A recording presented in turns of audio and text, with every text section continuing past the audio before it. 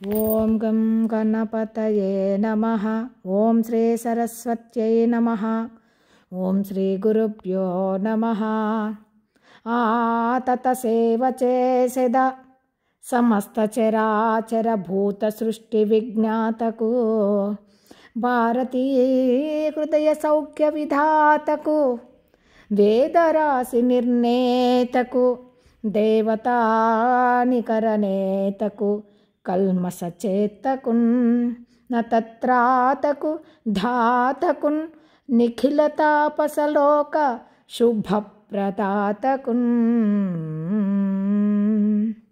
అతిశయించినటువంటి భక్తితో ఇంకదే నాకు ప్రాణం, దాని తర్వాత ఇంక ఏమీ నాకు అన్యమేమీ అవసరం లేదనేటువంటి భక్తితో నీకు సేవ చేస్తాను అని చరాచరములు అంటే కదిలేటివి కదలనివి సమస్త ప్రాణులను సృష్టించేటువంటి నేర్పు కలిగినటువంటి వాడనమాట. తర్వాత విజ్ఞాతకు అంటే నేర్పు కలిగినటువంటి వాడి. తర్వాత భారతీ హృదయ సౌఖ్య విధాతకు, భారతి అనేటువంటి ఇంకొక పేరే సరస్వతీదేవి యొక్క పేరు. హృదయానికి ఆనందం కలిగించినటువంటి వాడనమాట. వేదరాశి నిర్ణేతకు, వేదాలన్నింటినీ రచించినవాడు, నిర్ణయించినవాడు. దేవతానికరనేతకు, దేవతల సమూహానికి నడిపిస్తున్నటువంటి వాడు. కల్మస చేతకున్, మనము బ్రహ్మోపాసన భగవన్నామస్మరణ చేస్తూ ఉంటే కల్మషాలన్నీ పోగొట్టేటువంటి వాడు. పుణ్యం చేత. నతత్రాతకున్ అంటే నమస్కరించినంతనే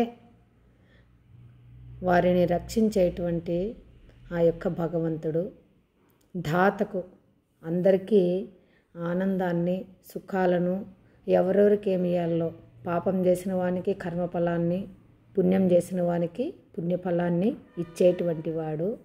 నిఖిలతాపసలోక శుభప్రదాతకున్, ఇలా మహర్షి లోకానికి అంతటికి శుభం కలిగించే బ్రహ్మదేవునికి సదా నేను సేవ చేస్తాను. బ్రహ్మదేవునికి సేవ అంటే ఇలా భగవన్నామస్మరణ, ఆ యొక్క తెలిసినటువంటి జ్ఞానాన్ని 10 మందికి ప్రచారం చేస్తే ఆ బ్రహ్మదేవునికి సేవ చేసినట్టు అనమాట.